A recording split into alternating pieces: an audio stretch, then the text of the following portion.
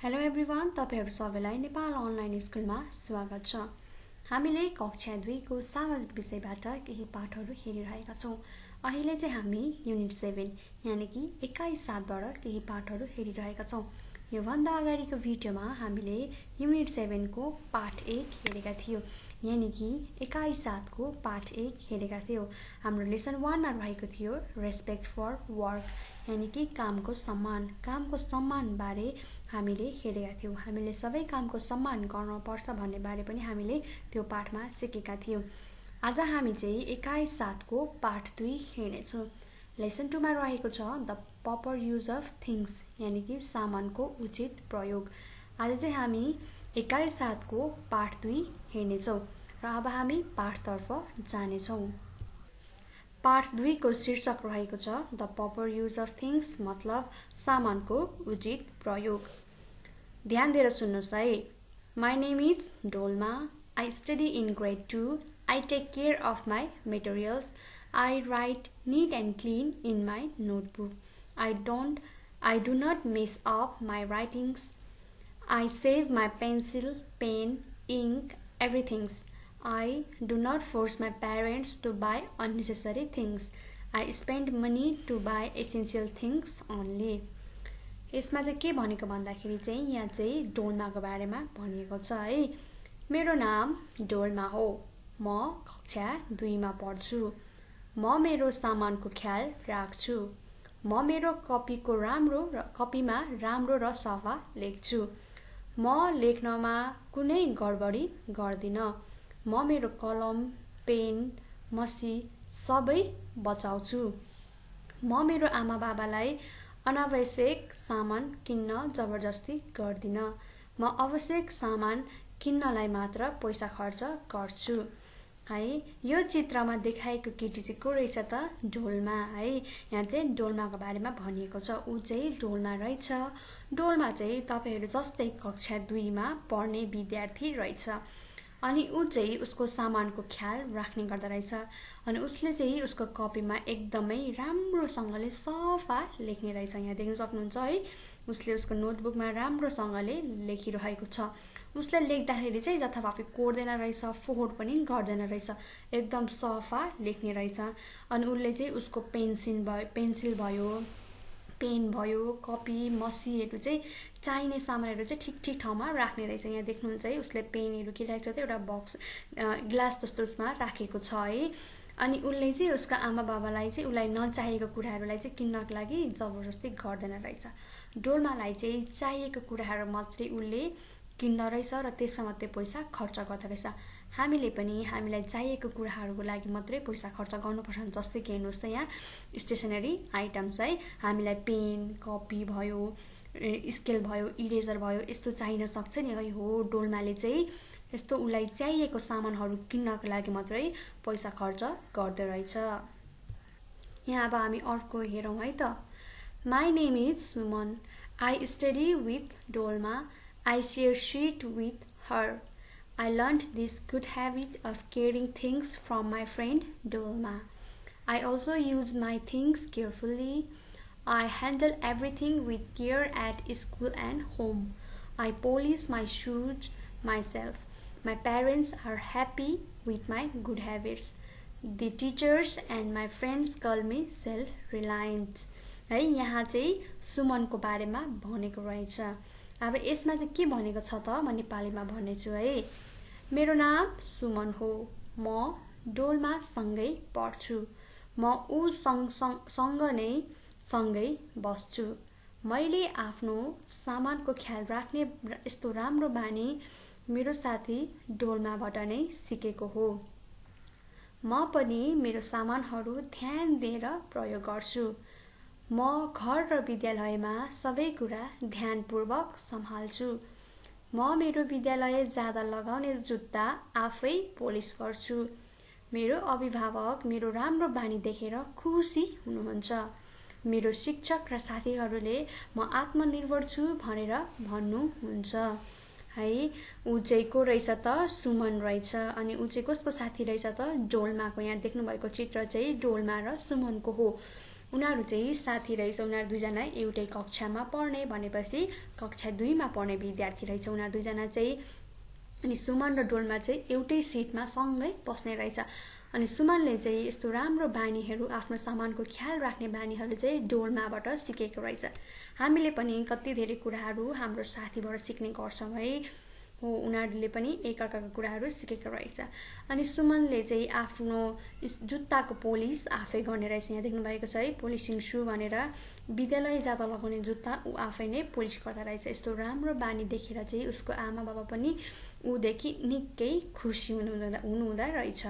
अनि डोल्मा र सुमन उनीहरू चाहिँ के गर्ने त, सँगै पढ्छन्। उनीहरू साथी भएको कारणले सँगै बस्ने, सँगै पढ्ने गर्छन्। यो चित्रमा पनि देख्नुहुन्छ है, सेयरिङ सिट है, उनीहरू दुईजना चाहिँ साथी हो, त्यही भएर सँगै नै विद्यालयमा एउटै सिटमा बस्छन्। तपाईहरू पनि तपाईहरूको साथीसँग यसरी नै सँगै बस्नुहुन्छ होला, कति धेरै राम्रो बानीहरू तपाईले सिक्नुहुन्छ होला। हामीले नराम्रो बानी सिक्नु हुँदैन, हामीले चाहिँ राम्रो बानी मात्रै हाम्रो साथीहरूबाट सिक्ने गर्नुपर्छ। We should also use our things properly and take care of them. हामीले पनि डोल्मा र सुमन जस्तै हाम्रो सामानको राम्रो ध्यान राख्नुपर्छ र राम्ररी चलाउन पर्छ। अब हामी हेर्नेछौँ है त, हामीले कुन कुन कुरा कसरी चलाउनु पर्छ भन्ने बारे हामी हेर्नेछौँ। नम्बर 1 मा रहेको छ, we should use our books, pencils, etc. properly. है, हामीले चाहिँ हाम्रो किताब भयो, पेन्सिलहरू भयो, पेन, नोटबुकहरू भयो, यिनीहरू चाहिँ के गर्नुपर्छ त, राम्ररी उचित तरिकाले चलाउनु पर्छ। यो चित्रमा देख्नुभयो है, यहाँनिर चाहिँ हामीले चाहिँ के गरिरहेको छौँ त, एउटा गिलास जस्तो भाँडामा हामीले हाम्रो पेन्सिल, स्केल, कलर भयो, यहाँनिर त्यसको पेन्ट गर्ने ब्रसहरू भयो, यसरी राखेका छौँ है। किन यसरी राख्यो भने हामीलाई पछि भेटाउन पनि सजिलो हुन्छ। कतिपयले तपाईहरूले जियोमेट्री बक्स भयो, पेन्सिल पर्स भयो, त्यसमा पनि राख्नुहुन्छ होला। हामीले जथाभावी राख्नु हुँदैन, हामीले एक ठाउँमा राख्ने गर्नुपर्छ। अर्को चित्रमा हेर्नु सक्नुहुन्छ, यहाँनिर एकजना केटाले है किताब के गरेको छ त, मिलाएर राखेको छ। हामीले पनि यसरी नै टेबलमा किताब मिलाएर राख्नुपर्छ। अनि यहाँ यो चित्रमा हेर्नुहोस् त, यहाँनिर के छ, we should not tear books है, हामीले चाहिँ हाम्रो बुकहरू च्यात्नु हुँदैन। बुक किन च्यात्नु हुँदैन भन्दाखेरि है, बुकले चाहिँ हामीलाई धेरै ज्ञान दिन्छ। हामी बुकबाट पढेर धेरै ज्ञानहरू थाहा पाउन सक्छौँ है, त्यही भएर बुकहरू च्यात्नु हुँदैन। बुक च्यात्नेको चाहिँ एकदमै नराम्रो बानी हो है। हामीले नराम्रो बानी चाहिँ हामीले सिक्नु हुँदैन, हामीले राम्रो बानी मात्रै सिक्नुपर्छ। यहाँ हेर्नुहोस् त, एकजना बच्चाले बुक च्यातिरहेको छ नि है, र अर्को साइडमा हेर्नुहोस् त के भइरहेको छ, बुक रोइरहेको छ है।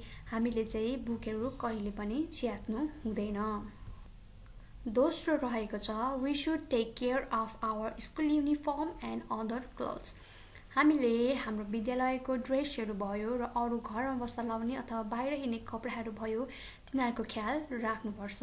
हामी जथाभावी त्यस्तो सफा कपडाहरू लागेर जथाभावी भुइँमा बस्नु हुँदैन। खेल्दाखेरि पनि हामीले धुलो मैलोमा खेल्नु हुँदैन है, सफा पारेर लाउने गर्नुपर्छ। र सुरुको चित्रमा हेर्नुहोस् त, यहाँनिर के छ, वासिङ क्लोथ्स है, हामीले हाम्रो कपडा धुने गर्नुपर्छ। यहाँनिर एकजना बच्चाले कपडा धुइरहेको छ है। तपाईहरूले पनि सक्नुहुन्छ भने हामीले सानो सानो कपडा चाहिँ धुने गर्नुपर्छ। र अर्को चित्रमा यहाँ हेर्नुहोस् त, के छ, ड्राइङ क्लोथ्स है, लुगाहरू सुकाइरहेको छ। हामीले सानो कपडाहरू त सुकाउन सक्छौँ, जस्तै कि हेर्नु त सक्सहरू भयो, मचाहरू भयो, हाम्रो ह्याङ्कीहरू भयो, रुमालहरू है, सानो सानो कपडाहरू हामी आफै धोएर सुकाउन पनि सक्छौँ। हो त्यस्तो बानी चाहिँ हामीले गर्नुपर्छ। हामीले गर्न सक्ने कामहरू चाहिँ आफै गर्नुपर्छ। र अर्को चित्रमा हेर्नुहोस् त, फोल्डिङ क्लोथ्स है, लुगाहरू पटाएर राख्ने। हामीले कपडाहरू धुएर सुकाइसकेपछि उठाएर है, हाम्रो सफा कपडाहरू चाहिँ पचाएर हाम्रो दराज अथवा ब्यागहरू कता हुन्छ राम्ररी राख्नुपर्छ। यो चित्रमा पनि एकजना केटीले उसको लुगाहरू पटाएर राखिरहेको छ। तपाईहरूले पनि यसरी नै तपाईहरूको लुगा पटाएर राख्ने बानी बसाल्नु पर्छ। तेस्रो नम्बरमा रहेको छ, we should clean our shoes and polish them. हामीले हाम्रो जुत्ताहरू सफा गर्नुपर्छ र पोलिस पनि गर्नुपर्छ।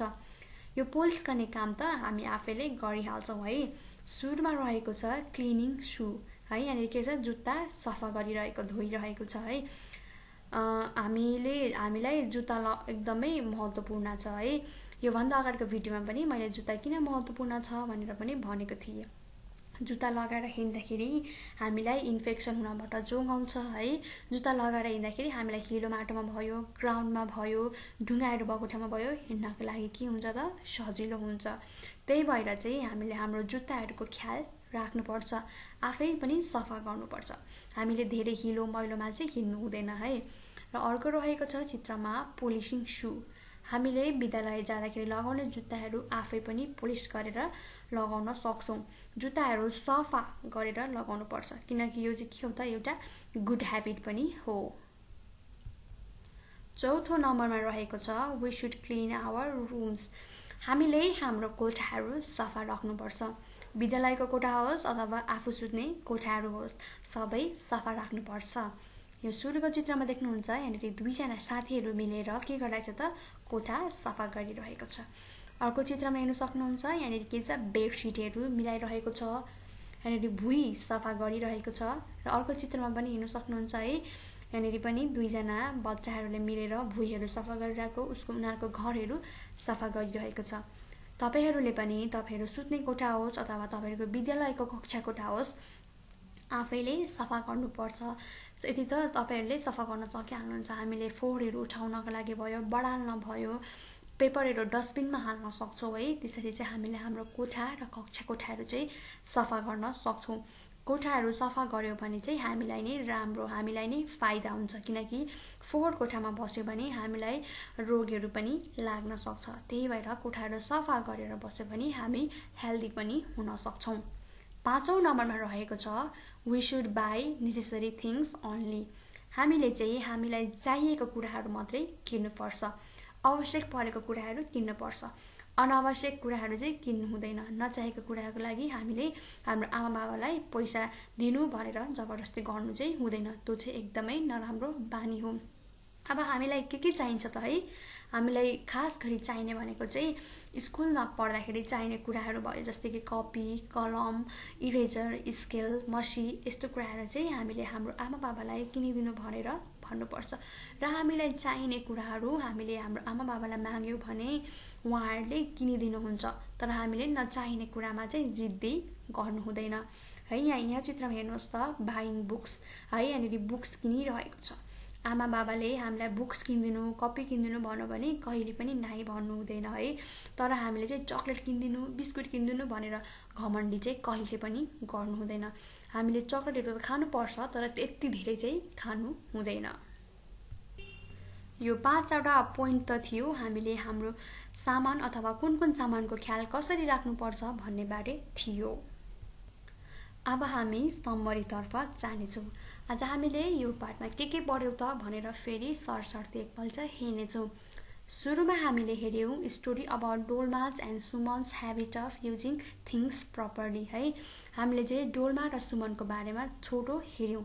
उनीहरूले चाहिँ उनीहरूको सामानहरूको उचित प्रयोग कसरी गर्छन् त भन्ने बारे हेर्यौँ। डोलमा र सुमन चाहिँ कक्षा 2मा पढ्छन्, उनीहरू चाहिँ साथीहरू हो।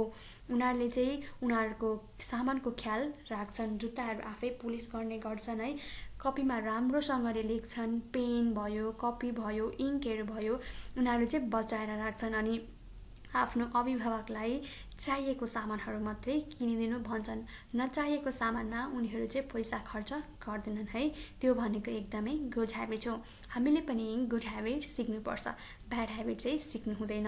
र अर्को हामीले के हेर्यौँ त, what are the things we should take care of and use properly. हामीले कुन कुराको ध्यान दिनुपर्छ र कुन कुरा चाहिँ राम्ररी चलाउनु पर्छ भन्ने बारे पनि हेर्यौँ। हामीले के हेर्यौँ त, हामीले हाम्रो रुम सफा गर्नुपर्छ है, हाम्रो जुत्ताहरू धुनुपर्छ, पोलिस गर्नुपर्छ, कपडाहरू स्कुलको युनिफर्म भयो अथवा बाहिर हिँड्ने घर बस्दा लगाउने कपडाहरू पनि धुन सक्ने चाहिँ धुनुपर्छ। अनि त्यहाँदेखिको हामीले हाम्रो बुक भयो, पेन्सिल भयो, इङ्कहरू चाहिँ राम्रो ठाउँमा राख्नुपर्छ भन्ने बारे सिक्यौँ। अनि हामीले हाम्रो अभिभावकलाई अनावश्यक कुरा है, यानि कि नचाहिने कुरा किनिदिनु भनेर चाहिँ घमण्डी गर्नु हुँदैन। हामीले चाहिने कुराको लागि मात्रै घमण्डी गर्नुपर्छ। चाहिने कुरा त हामीलाई हाम्रो अभिभावकले आफै पनि किनिदिनुहुन्छ। आजको भिडियो यति नै थियो। आशा गर्दछु हजुरहरूले आजको पाठ राम्ररी बुझ्नुभयो। आफ्नो सामानको ख्याल कसरी राख्ने र कसरी प्रयोग गर्ने भन्ने बारे पनि हजुरहरूले बुझ्नुभयो होला। अर्को भिडियो लिएर म चाँडै नै आउनेछु। त्यति बेलासम्म हजुरहरू आफ्नो ख्याल राख्नुहोला र पढ्दै गर्नुहोला। यो भिडियो हेरेर साथ दिनुभएकोमा तपाईहरू सबैलाई धेरै धेरै धन्यवाद।